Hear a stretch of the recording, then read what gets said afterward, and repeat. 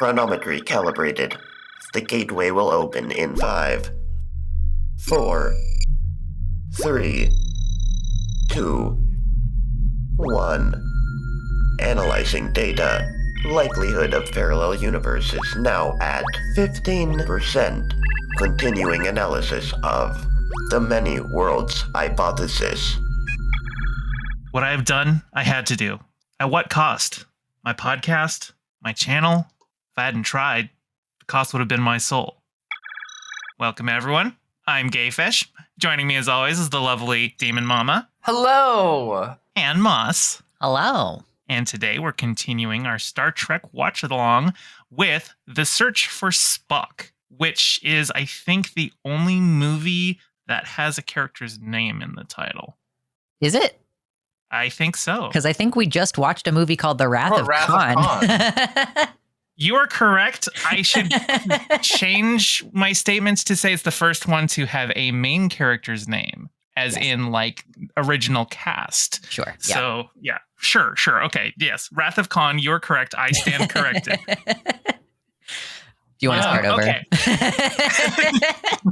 No, we have to keep it in. That one was too good. Don't listen. I don't have $20,000. I cannot use Ethan Klein's button. So The red button. We're going for it. All right. What did everyone think of this one? I actually enjoyed it a lot more than I remember enjoying it before. And I think I liked it more than I liked Wrath of Khan this time around. And I had a good time with this movie. There was I guess I especially felt like the acting performances were particularly fun and spirited and motivated, which was like, yeah, everyone seems like they're having fun. I mean, Bones, it was good. It seemed like it was like fresh life was there in the cast, and everybody was having a good time, and you know, they all got to do the little heist thing, and you know, Uhura got to be a badass, and that was great. I liked it. I had a good time with this movie. Yeah, I mean, I enjoyed Wrath of Khan for what it was, which was kind of more of an action film.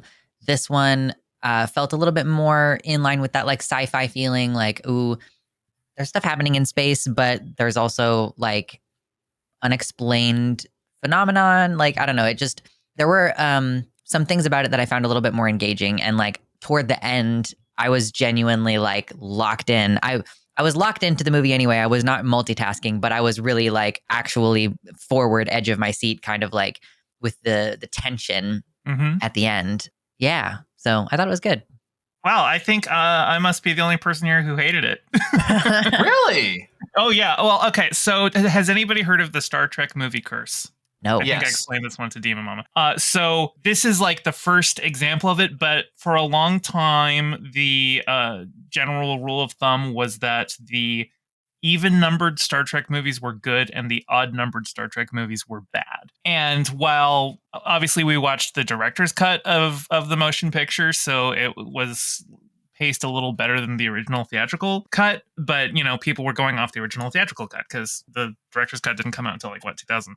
But you generally tend to see like this oscillating quality, and I think The Search for Spock it's a lot more schlocky than Wrath of Khan, but it also feels like they were working from reverse. They were like, okay, well, we have to get Spock back somehow. So let's just build let's just, you know, build everything to that conclusion, even if some of the choices that characters make seem like major leaps in logic, but they have to do that because we have to get Spock back. I think the whole, like, the rush to the Enterprise heist was like such an escalation. It was like Commander Starfleet tells Kirk, no, you can't go. And so he's immediately like, okay, well, we're going to do a jailbreak and steal a fucking starship. You have to imagine like how big these things are. That's like just casually like going, hey, let's steal the Harry S. Truman. We'll probably lose less planes if we steal it than just the military will. But I don't know, like so much of it. I'm also really pissed off what they did with Uhura. She definitely seems to be enjoying the scenes that she was in, but they leave her behind. All the men go. It's like, stay home, Toots. Keep the oven warm for us. We'll that did occur to me. He was like, we'll do the man gentlemen. stuff. And I'm like, yeah, because you left Uhura behind. Although I will say, like, her scenes were great, and I imagine that guy who she shoved into the closet definitely had something awaken in him from that experience. Yeah. Irreversibly changing the trajectory of his life. Yeah. But yeah, I mean, I could see where you're coming from on some of it. Like, and there's definitely some, like, I guess in my experience so far of these movies, like, this movie stands out as the one that has like the most like peaks and valleys, like where there's like an obvious, like, for example, the costume design is, in my opinion, amazing in this movie. Like, everything from, like, we get my one of my favorite outfits in all of Star Trek is the I'm gonna forget the like correct position, but the like Klingon like general or whatever, the one that's like where they're like a captain, but they have that little weird tube thing that like goes around the center of their chest. Like, I love that, and that one is perfected in TNG. You get to see like the whole arc where Worf's got it, and it's just like all super deep. I love that. The Vulcan outfits are off the wall. Love it. Production design just all around is phenomenal. Yeah. Yeah. And then in the beginning of the movie, the sets are like, what? Like, I was just like everyone, I was watching with a couple other people, and like, we were all just like, what? First of all, we know, like, you're like, okay, you're on the destroyed Enterprise. That's like, makes sense. Except that, like, it doesn't look destroyed. It looks like a dingy set.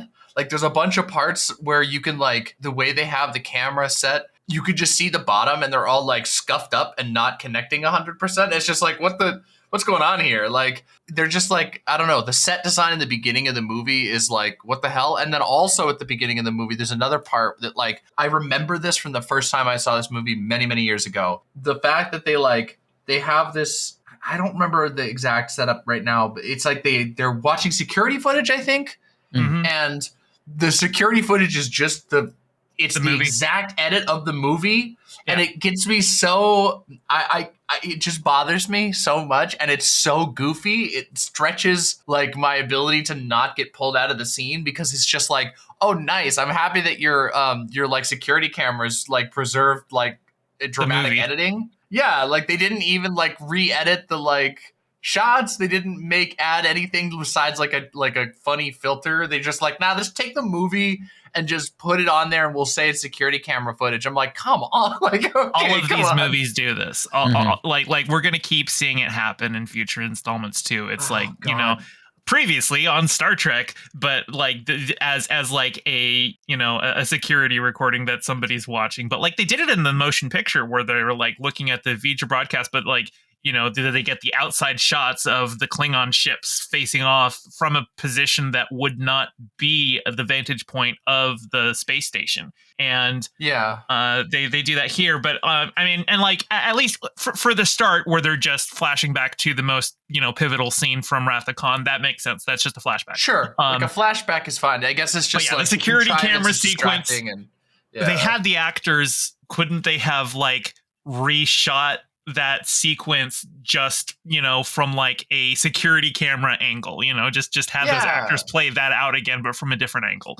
You don't even have to do the whole scene. You just show like like it's remember it's that you see quiet footage from afar, like up in the corner of them sitting there and talk. You could see them talking through the glass, and then there you go, you got it, you got the emotional effect. This time it's like weird and distant because it's being seen from a non-intimate angle or whatever. Like, I don't know. And there's this is something that it doesn't just continue in the movies, but in Encounter at Farpoint, the TNG pilot, once they bring Riker aboard, Picard tells him to go and watch like the mission summary report to get him caught up, and he just watches like a highlight reel of the episodes to that point with like all of the dramatic camera angles and cuts and everything. So it's just like, okay, so this is just like we like the idea is that Starfleet just has like invisible security cameras that are just like taking dramatic angle recordings of everything. if you think about it too hard, it's very silly. It is very silly. Yeah, some scientists like downloaded the brain of every like famous cinematographer in human history and was like, here we go. This is how our security cameras work. There's, a lot of elements of Star Trek where they take certain narrative conceits and like work them into the plot. Like, especially in like the original series, Kirk's captain's logs were just, episode narration. There would even be times where in his log, he would be describing events that at that point Kirk should have no knowledge of based on when he's recording it. He's describing things like I think there was an episode where he even says, unbeknownst to the crew at this time, something. Now you could say, okay, well, this is something that he recorded later, but the way it's presented is as if he is speaking in present tense. So there's a lot of little things like that where they're like, okay, well, we want to have a narrator. So that's the captain doing the captain's log. And we need to have this information restated because we're back from commercial break and somebody might have just tuned in. So he has to say that.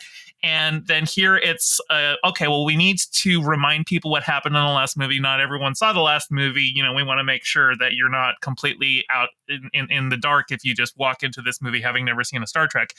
And so we could spend more money and reshoot those scenes from a different angle, or we could just use the footage that we already shot. It's not the first time. They reused half the VFX from the motion picture for Wrath of Khan. They reused literally the Genesis effect. They just reused that shot. They're like, hey, it was a difficult shot to do. It was early CGI. We're gonna milk it for all it's worth. And the landing dock sequence, right, is the same in this one too? I think so. No, they actually Earth Space Dock is that is a new model. And the whole sequence of them, stealing it and getting out. No, that's all new. Yeah, because there's the other ship in there. Yeah. Oh, and that's when they're leaving, but when they're coming in, isn't it the same? I would need to go and I could be wrong, but I feel like I thought it was, but I could be wrong. But I think one of the things about this movie that is like one of the things I felt about Wrath of Khan as well is that, like, especially in comparison to the motion picture, both of these films felt fairly shallow, like with regard to like subject matter. And one of the things I liked about this movie is that like the pacing was very energetic, and it was like, okay, we're doing this, and it's like scene to scene to scene. You got a lot of like a nice quick actiony pace. But it's like, I don't know, like I struggled when thinking about this movie to be like, okay, so what is the movie like actually about besides like a cool, interesting adventure? Like, is there anything really that it's trying to say, or is it like, and I don't know, not really. Like they've got your kind of movie ending, the needs of the one outweigh. It's like, be loyal to your friends or whatever. That's cool. It's cool to be loyal to your friends. And I agree. It is. It's cool to be good to your friend who was good to you. But it's just like, there's not a whole lot of like thematic coherence throughout this movie. It's kind of just like, have fun, have fun in space. There was definitely an opportunity to do something more because like Krug as a villain is very one note, and like I like Christopher Lloyd very much as I think he plays a very, very good Klingon, but like you really could have built it out because like his motivation seems paper thin. I am the 80s bad guy. Like there's little lines here that kind of hint towards something that could be built out better to really establish like tensions between the Klingon Empire and the Federation, that he's discovered this doomsday weapon built by the Federation, and he's just like, oh, the Klingon Empire is in peace talks with them right now, but here they've got this weapon. No, I'm going to do this and save my empire. Like you could have done more with that, except that he just says that in like one scene, and then it's just kind of, yada yada, because we don't want to spend too much time on it because, well, that's not the actiony stuff. With this is Star Trek. What, you think people are just going to sit around in a room and talk about their politics and concerns about, relations between different peoples? That's not Star Trek. Star Trek is killing the bad guy by kicking him into a lava pool. There was also another thing too, like on that, which is like, you mentioned like there was potential, and there's another one, which was with David. There's this part where David where they're talking about the protomatter, and it's like, I needed to do it for progress or whatever. And it's like, okay, so you could have the setup of like a dichotomy between like cutting through red tape / ignoring bureaucracy and going rogue, like between him and Kirk, but they just don't really follow up on that. They don't really, there's not really much to it. It's just like, okay, well, Kirk doesn't like what, Starfleet says, so he steals the ship. And, David didn't like what Starfleet told him, so he used the proto-matter. But like one is good and one is bad, and they don't really explore that at all. And I was just like, oh, that's kind of, there's something here. There's like the beginnings of a theme. Yeah, there are hints, or like there are like hooks of it that could be set up, but then they're just kind of like, oh, let's just have him fight the Vulcan, or let's have him fight the Klingons. And I was noticing certain choices that Merritt Buttrick, who plays David, that he had made, where he was like deliberately aping Shatner's cadence in certain line deliveries. Like they were, I think, really trying. Like they had the idea of drawing a through line, like this is Kirk's son. So, like, he is going to be like Kirk, but, like, they didn't do enough to fully develop it and, like, have it be a proper arc.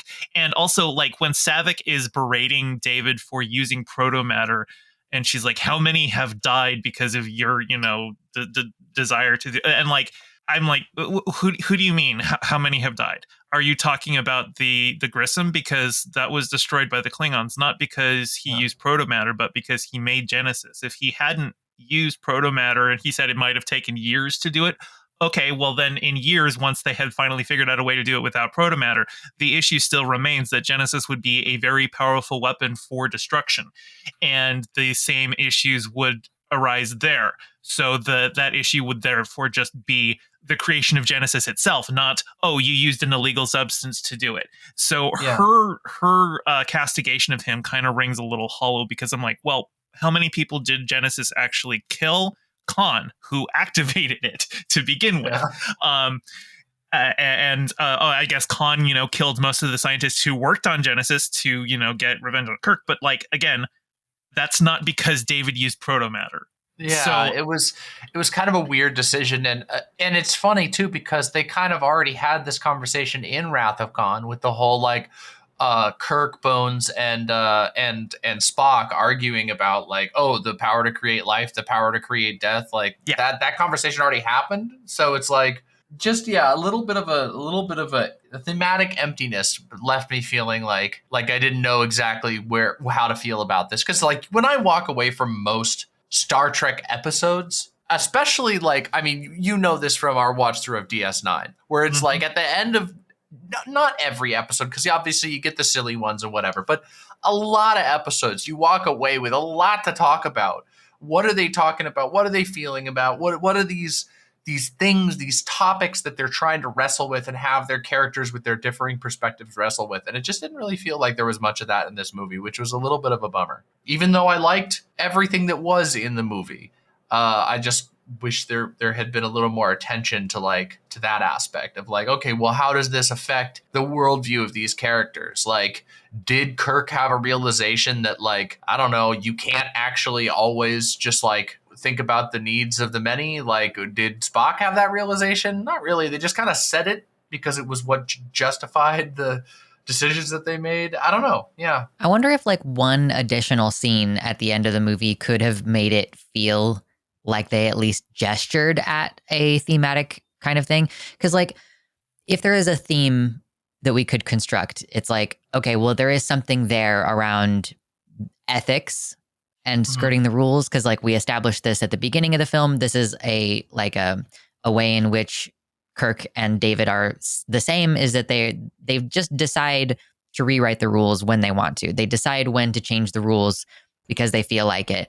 And obviously, Kirk is doing this directly in the face of the leader of the entire Starfleet, who's like, no, you can't go. And he's like, bet, I'm going to do it anyway. So, and like for David, you could, even though it doesn't really do a good job of establishing it, you could perceive his death and like the failure of his project as the comeuppance for his hubris in, doing something unethical and skirting the rules.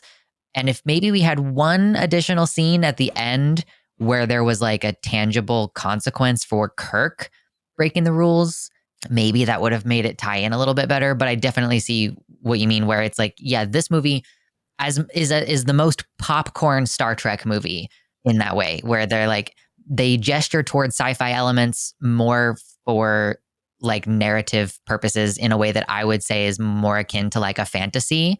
Like what's happening with Spock, it has something to do with proto matter, a thing we just made up in this movie right now and have never talked about before, to my knowledge.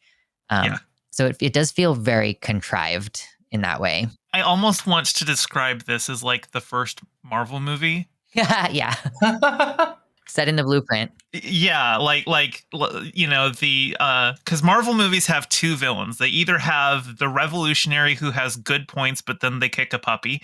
Yep. And then you have the paper thin, like Mads Mikkelsen's character in Doctor Strange, you know, completely non-character, just there to be the bad guy, and that's kind of Krug.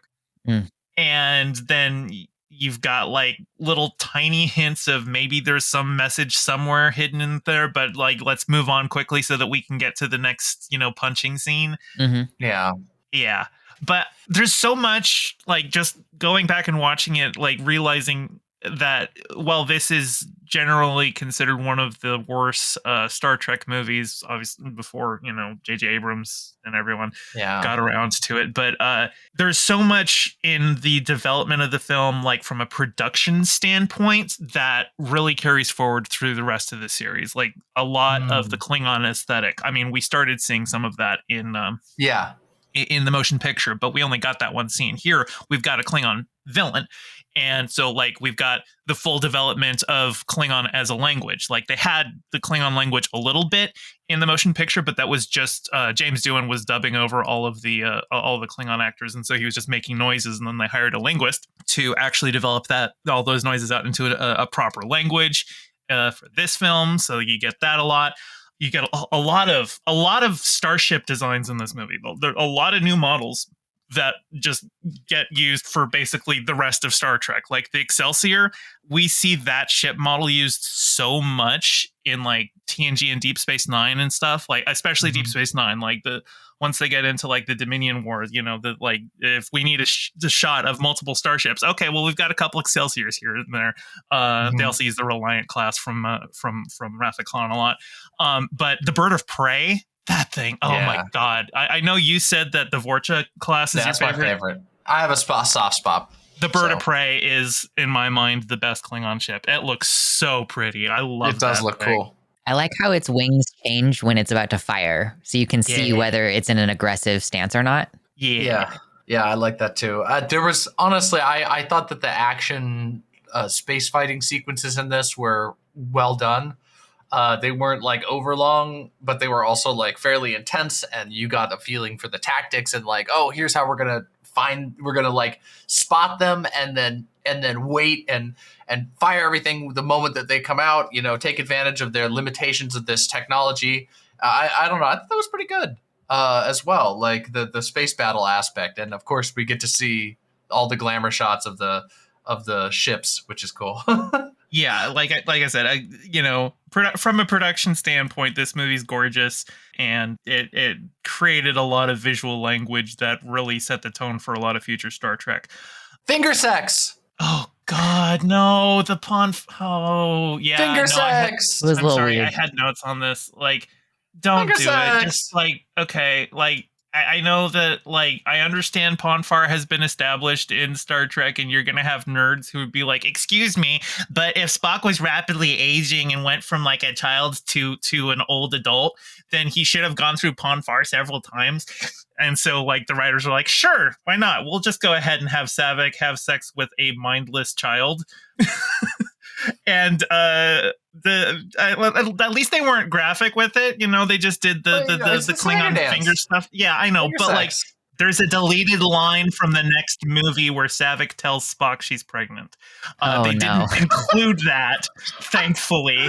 But like, oh no! I know it's so uncomfortable that I'm just like, don't include that in the movie, guys. Like we don't actually it's okay to deal with nerds who are like, excuse me, what happened to Ponfar? That's fine. You can deal with those people. You don't have to have Saavik have sex with the child mindless Vulcan.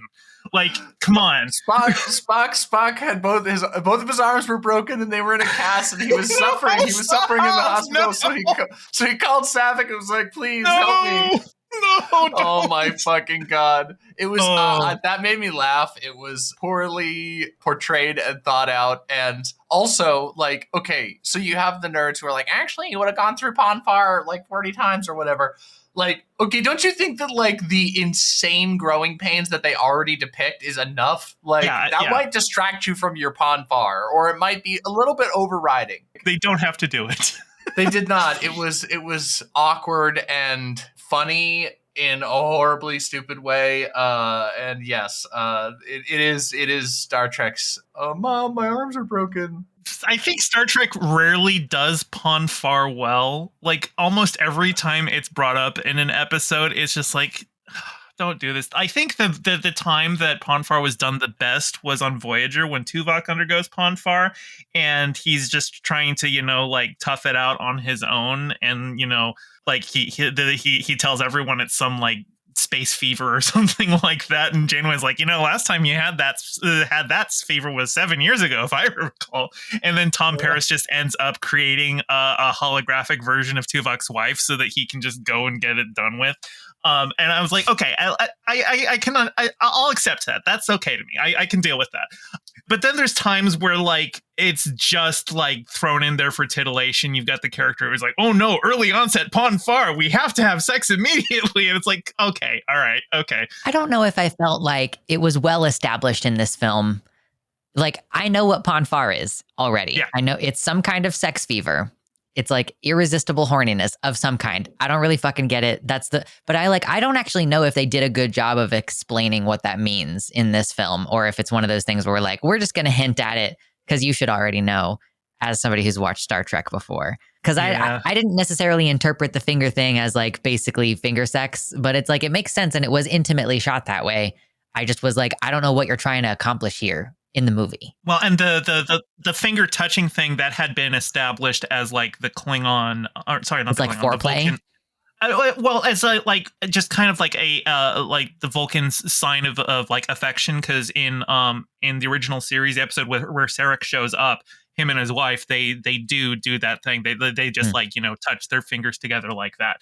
Not in such a prolonged and like sensual scene, but more as just like a hand holding kind of a thing, just showcasing their affection for each other. Yeah. But yeah, like so like. I just that scene was too drawn out, and no, just forget it. We don't need the Ponfar. Like it would be one thing. It didn't really add anything to the movie, and it just made it go. It just made me go. It would be awkward. one thing if Spock wasn't like regenerating from a child the whole time. If Genesis had regenerated him, but he was still Leonard Nimoy the whole time, yes, I'd be like, that would be different. I can deal with that. I still think it's unnecessary, but then it would be Leonard Nimoy. There's still the implication of, well, his mind isn't there, so he's basically kind of just like an animal beast version of a Vulcan. But it's, just don't do it. Look, I'll just say we got dead guy, child, and mindless. That is one of the most taboo scenes that has ever been filmed in a Star Trek show. If we overthink it, if we don't just go, oh, movie, she's calming him down. His arms were broken. Okay, and Gayfesh, you can tell me if I'm misremembering this, but isn't there a Spock Ponfar scene where he like caves in the top of a computer? Yep.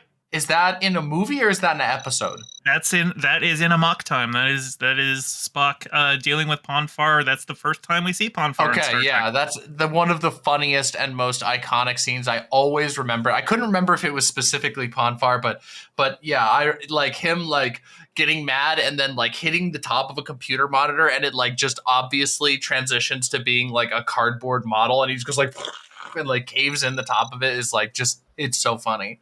I think that another missed opportunity for something to explore thematically is sense of self, because like we have this series where we're like mind melding with other people and like imprinting identity onto other people, and then there's like this empty husk of a human being. Like one of my favorite things about this movie was McCoy with Spock in his head.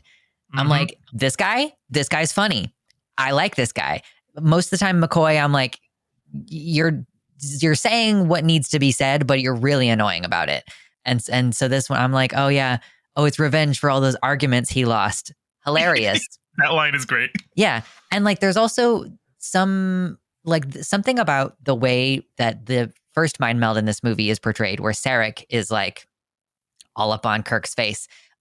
It's shot so intimately, like it's right up here. It's all you can see is this man's lips as he's repeating the worst trauma memory that Kirk has now, within like 2 days of it happening. And like, I just think that's another really huge missed opportunity of like, what does it mean to carry someone else's soul inside of you, basically? Like everything that this person knows, everything that this person remembers. And it's just, I kind of feel like that gets flattened down to like, ooh, it's just like you were saying earlier, it's like they wrote it in reverse. They were like, we need Spock to come back. Let's contrive that. And so like, I do think that the costumes look really cool on Vulcan, but also why the fuck do they have like a weird religion? They're supposed to be all logical. Why are they so ritualistic? Like, that feels like something we could explore more. Like all of these Vulcan related things, and they like definitely explore that shit. more later in Star Trek. Like Star I'm Trek Enterprise. Now. Sure. But yeah, Star Trek Enterprise, which is set 100 years before the original series. I did watch that one back in the day. Yeah, the Vulcans of that era are bastards. They are actively holding back humanity, and quite frankly, they're not acting very logical. They are acting like Reddit atheists who have this like dogmatic attachment to the label of rationality and logic. Oh God, yeah. Rather than actually using it as a process. But like we also see like a Vulcan Reformation later on in that in that show, which kind of does bring in more of like the mythical elements, because like Archer carries the Katra of Surak, who was like the Vulcan who basically was like, we need to purge emotion and become logical, and so like they build in some of that. Also interesting because this is the first time we've been introduced to a Katra. And we see McCoy try to nerve pinch somebody, and it doesn't work because he's not Spock. But Archer was able to neck pinch somebody when he had somebody else's Katra. So I don't know how exactly that works. I think it's other a strength difference. Like Archer is a strong man, and I don't think McCoy is. No, it's not a strength issue. Yeah, because isn't it like isn't the neck pinch interfacing like with your nervous system? That's why it works. Is it like a psychic move? It's inconsistent. Not psychic. It's like. Well, it depends on the writer. Sometimes it is attributed to Vulcan strength. Sometimes, I mean, we've seen people who are non-Vulcans be able to use it. I'm trying to remember if Picard ever uses it, because Picard mind melds with Sarek at one point. Yep, that's what I was going to bring up once y'all were done talking about. I'm trying to remember if he ever uses the neck pinch. I think Data uses a neck pinch at one point. So, and, you know, Data obviously doesn't have psychic powers, so it couldn't be a psychic thing there. But there's, you know, all sorts of implications about, you know, whether non-Vulcans can or can't use it, who it works on, how it works. It really is just whatever the writer decides. I mean, it's called and soft like magic. Yeah, it is. It's soft magic. Well, and the entire like existence of the neck pinch itself was just Leonard Nimoy in the script called for him to punch a guy, and he's just like, that's I wouldn't do uncivilized. That's not what a Vulcan would do. Can I come up with something else? And so he came up with the neck pinch, and that became such an iconic thing. And now, you know, like I remember reading a Star Trek novel where they were trying to go into like the mechanics of it, and like some people it's just like they can do it with just the lightest touch because it's all about technique and finding the right nerve, and you know some people like have to do it harder, and sometimes it is like, because you know Vulcans are a telepathic species, so sometimes it is kind of like how they have to, you know, touch their hands to your face for a mind meld, so maybe there's some kind of psychic pulse that goes through there. It's very inconsistent about how it works. I wanted to talk about the through line from Kirk mind melding with Sarek later mind melding with Picard, meaning that Picard I mean, so I think this is another thing where there's like some level of like inconsistent gravity to the mind meld.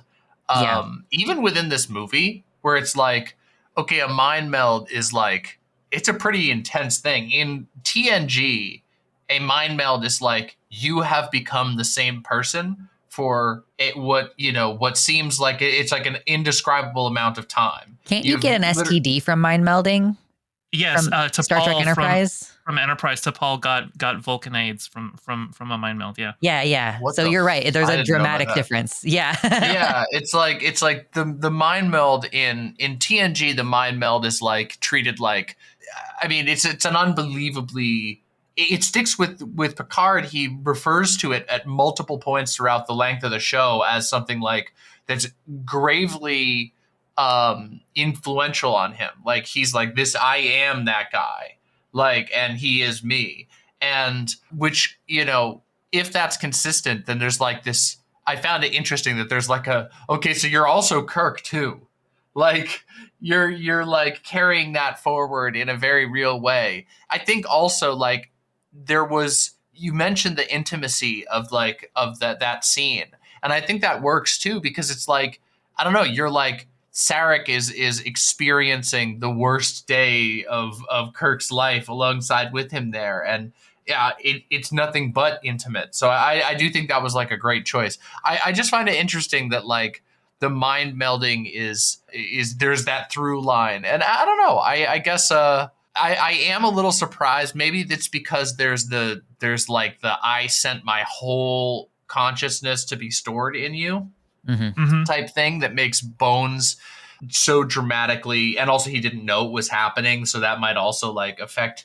But I don't know. Like I do feel like maybe there was a little bit of a missed opportunity after the mind meld for Kirk to be like, whoa, like I have a bunch of Vulcan memories now, and like this is like gonna affect me. They just didn't really do that. They were just like, nah, whatever. It's an information exchange. No big Yeah, deal. which is just like, I don't know. I don't know. I don't know the rules across the whole series for the mind meld, and it seems like They are maybe inconsistent. Yeah. Sometimes Spock it doesn't seems even like- need to touch. Spock mind melds both with V'ger and with the Horta in the original series. That was the silicon-based life form. He's just like, he holds his hands out to like mind meld with it. He doesn't touch it. Okay. And so like, yeah, like the rules for mind melds are very inconsistent. And I also imagine too that like there's probably degrees to how much you are mind melding with somebody. Because like, some people definitely seem to be more impacted than others. Sometimes it might just be, okay, well, like because they'll use it for interrogation sometimes, and that might just be like, if there's information that somebody's trying to get out of you, it's very hard for you to keep that information off of the surface level. So it's probably a mind meld is a very, very efficient way to get that information. And so, you might just a very brief one. Like there's probably degrees of invasiveness. I imagine that transferring your entire Katra into another person is probably the most intimate form of a mind meld possible. But also, okay, here's something that stuck to me. Why do they need Spock's body? Because they don't know that Spock is regenerated on the Genesis planet. But Sarek is very insistent that they have Spock's body. I view that as like a contrived spiritual thing where they're like, like his body must be laid to rest in this particular place or he will not know peace. Like, and I think Sarek at one point does refer to them separately, like his mind and his body both needing to be at peace in their own ways. So like whatever they do with the Katra, wherever they upload that to, plus wanting his body to be laid to rest according to their tradition. This is why I'm complaining about how ritualistic and religious the Vulcans are. Yeah, I mean, I think you both have a point. Like, on one hand, he does, at first, Sarek does come in and he's like, oh, we need to find the body because we got to get the brain out of it. But then he finds out, oh, actually, the brain is in Bones. But then they're still like, oh, actually, we got to still get the body for some reason. He was originally there to get the brain out of Kirk. I just want to say he was there to get the brain out of Kirk. That's where he thought the brain was. He wanted the body for its own separate purposes. Oh, okay. Yeah. Yeah. Which is just kind of like not fully explained. They should just replicate a new body. True. Just go to the replicator and. But like, I'm just saying, like, if Genesis is off limits, and they don't even know that Spock's body has regenerated. Like, they steal, or like an aircraft carrier, basically. Like I said, it's like stealing the Harry S. Truman to go and retrieve a dead body, because they don't know that he's been regenerated until they are told that he's been regenerated. So it's just trying to retrieve a corpse. Why wouldn't they just go, okay, let's get McCoy to Vulcan. We'll take him to Mount Seleia. They can get the Katra out of him so that Spock's essence can live on. I assume they will there's probably some Vulcan priest who's there they probably have a whole order of priests who contain the Katras of Vulcans who have passed on, that they find notable that they want to retain their essence. Why don't they just do that? Why do they immediately jump to committing treason against the Federation? Like, they don't even hesitate. Also, just before we move on from mind melding, that's a good point. I wanted to say there is another series heavily influenced by Star Trek that did a great mind meld, and that is Mass Effect. I don't know if anyone here has played Mass Effect, but in the first Mass Effect, there is a alien race of people known as the Asari, and they can do a mind meld just like Vulcans. And it is like deeply explored. Like, that is a huge part of like a certain part of the story in the game, and they go all the way with it. Because, maybe it's changing of the times, maybe it's, restrictions of censorship and whatever, but you can literally romance one of my favorite character in that game, a character named Liara, and that the mind meld is a part of like your romance with this character, and it's fantastically done, and just takes that and goes, what if we went all the way there? What if instead of it just being like implied that you are having a gay mind mush up with your boyfriend in space, instead it's just like, what if you could just do a gay mind meld up with your girlfriend in space? Like, what if you just did that and we just made that a whole thing? I play Mass Effect. It's cool. It's a great game. Also, James Cameron's Avatar. Oh yeah, they do that there too. Yeah. It's a little different. They put their little things together. Yeah, they put their little sex tails together. USB tails, yeah. Mm-hmm. Okay, so I just remembered a story that I wanted to tell, and it was something that I had teased last episode, and I think DemonMama already told you in person. But when I was a little kid, I loved Christopher Lloyd.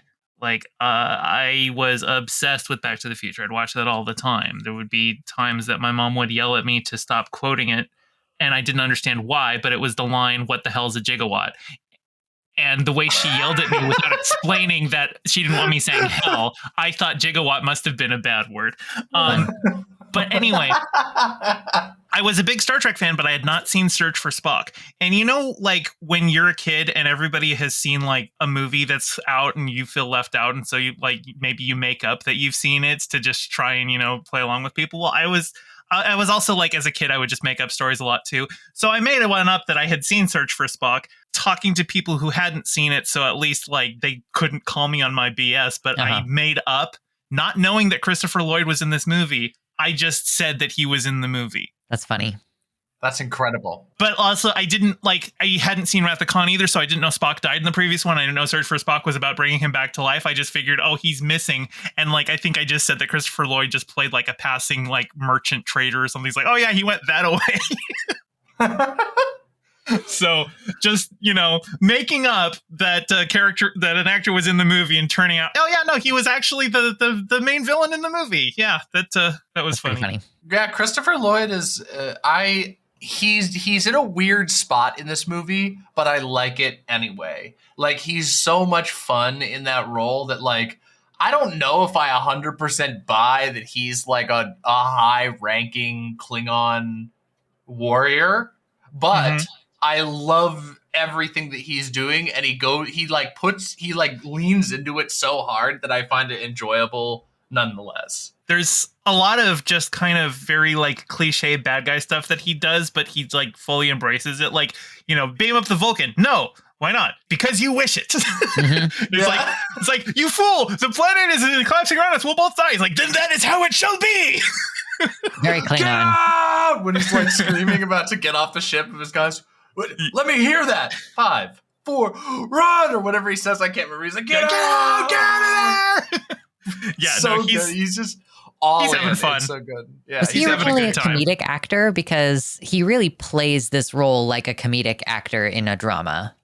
Pretty sure he's done lots of comedy. Let me see. What did Like he do? I think of him as like a comedy actor who in this situation just happens to be doing a dramatic role, which is I think part of why I don't 100% buy it. But it makes him so much more cartoony for him to be like, He was on Taxi, so Yeah. that was a sitcom. So yeah. It's like I thought it was a little bit, I don't know, I wouldn't describe it as necessarily tonally dissonant for him to like shoot the guy for messing up the like shooting at the ship and like blowing it up and everything. Like he just came across really cartoon villain for me, which, you know, goes back to that whole like, yeah, he's an 80s villain. There's not really much going on up top. I said across her nose, not up it. Exactly. Well, and also like the whole, you know, Klingons killing officers, that's a very standard thing to do. In fact, like the usual way of advancing in the Klingon defense forces is assassinating your superior officer. Nice. The Very Sith Sith. method. Yeah.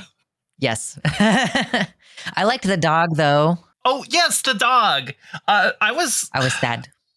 I saw somebody. Oh yeah, he did die. Like they shoot Dog it, and died. he like sparks hit him, and he like falls over. He's Yeah. like, "Ah!" And I remember on Blue Sky a couple weeks ago, somebody called it a targ. That is not a targ. Targs are another Klingon pet animal, but those are boars. This one doesn't have an official name. The script called it a Klingon monster dog. Okay. I assume Klingons must obviously have a name for it, but since that was never said anywhere in canon, Memory Alpha just calls it the Klingon monster dog. And Okay. he's cute. I love him. When we were watching, I was just like, Yoda, which is my dog. We're just like, Yeah. look, it's Oh, Yoda. yeah. Yoda, look, you're in the movie. That's funny. She was not entertained. That doesn't surprise me. Does she respond She to was other, snoozing. if there's other dogs and you're like, Yoda, look, it's a dog. I mean, she's pretty good with other dogs. Like if they're across, like she has the fence thing where like if a dog's on the other side of a fence, she barks. But does But, she care like- about dogs on the TV? Oh no, she's like really, she does not. It's really funny. My dog is weird in that she doesn't like care about TV really at all. But she has things that she doesn't like when we watch, mostly because if it makes us laugh a lot, like she hates that. I don't know why she just gets nervous when people are laughing. I think it's because like comedy fan. she's not a comedy fan. Like when we're watching Dropout, she'll get mad and go upstairs because she's like, because we'll be laughing too much and she gets like distressed. I think she can't figure out like the difference between distress and like, you know, and also it's loud. She has huge ears. Yeah. So You're being loud is, probably would. Yeah. I like the Klingon dog. I'm always here for a Muppet, you know? Like, yeah, they're like, I'm so here for that kind of stuff. Like, you know, we got the rats in Voyager. In Voyager or Deep Space Nine? Or, sorry, Deep Space Nine, not Voyager. Yeah, I was like, I Deep don't Space remember Nine. the rats in Voyager, but yeah, they've got it's the Deep Space Cardassian Nine. I don't- holes on DS9, which are I little love rubber things that they, you know, but Yeah. no, I love all the little creatures in Star Trek. Yeah. Honestly, okay, no, the best alien dog though has to be the one from the original series that has like they just got like a Pomeranian and stuck like a unicorn horn on it and like antennas. I'm sure you've seen like if you just Google it, like there's Spock holding this dog and it's just like that is the laziest alien they have ever created. Oh, wow. Yeah, no, that's bad. I memory hold this completely. For some reason, I don't know why, but for some reason the dog made me think of I don't know if there's anybody out there who plays who has played or plays Warframe, but if there's a Warframe player out there, there's these dogs in Warframe called Kubraus. And I don't know, there's a couple of there's like an infested one that kind of reminded me of this thing of the dog from this, but I don't know. Throw a shout out there to the people who play Warframe, I guess. Also, I found out why Kirstie Alley isn't in this one. Yeah, why? I was Oh, yeah? wondering. She asked for too much money. Fair. Oh, Okay. You that'll know, that do it. happens. That'll do it. That'll do it. Oof. And I'm not as much of a fan of Robin Curtis's portrayal. Yeah. I think I think she's trying too much to ape not Kirstie Alley's performance, but like early TOS Leonard Nimoy's performance. Mhm. I think there's certain elements of emotive frustration that Kirstie Alley brought to Saavik that this Saavik really doesn't have. That considering that Saavik wept at Spock's funeral, but just very coldly tells Kirk that David is dead, that felt tonally dissonant to me. That didn't feel like the way Saavik would have reported that. I can I know agree. she's a Vulcan, but we've seen her emote. And it's not like, and like we see Sarek be very emotive in this movie. When he shows up, he's like, you let Spock die. You didn't, to save his soul. Why haven't you? Like, so, he's, and like, he even admits at the end of the movie, he's like, my logic is uncertain where my son is concerned. So Vulcans have feelings. They just got to suppress them, because they're too strong. Yeah, basically. I like Sarek, and in TNG, the Sarek arc is basically like Sarek has Vulcan Alzheimer's, and it's like he gets to a point where he can just no longer control his emotions, to the point where he's like broadcasting his emotions outward, and it's really well done in my opinion in TNG. I really like the episodes and with Sarek, and I don't know, I like that we get to see like his emotional side and all that. I like that. I like Sarek as a character, and I think that his arc and how they explore uncontrollable emotions and whatnot with him throughout his arc as a character through the whole series, or through the whole franchise, I guess, is good. Agreed. I like Sarek. He was actually not as Sarek, but the actor Mark Leonard, he was in the motion picture. He played the Klingon captain.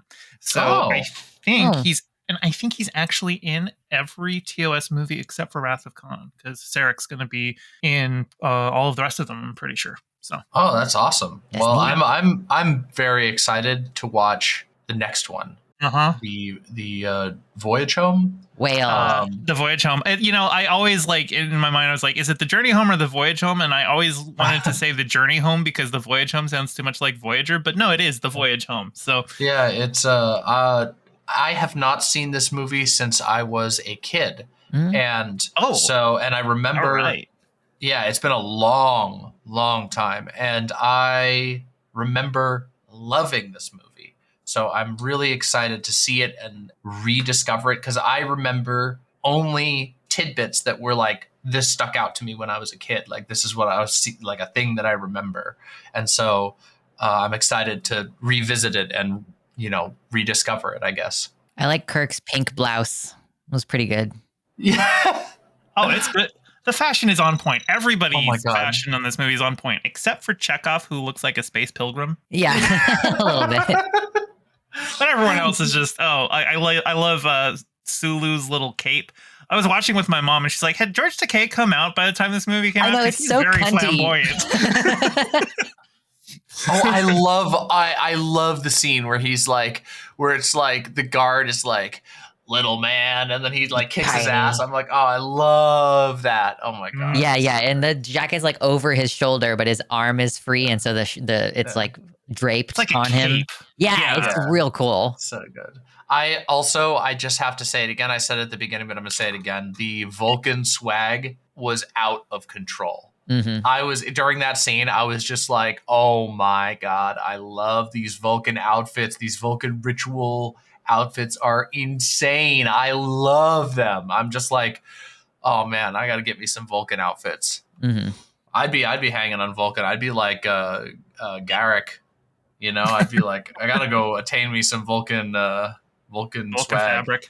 Yeah, Vulcan fabric. All right. Well, thank you everyone for listening to our review of The Search for Spock. Next up is Star Trek IV, The One with the Whales. Yay! I'm excited. So, until then, I've been Gayfesh. I'm Moss. And I'm DemonMama. And we will see you in 1986. Yay! Bye! Bye!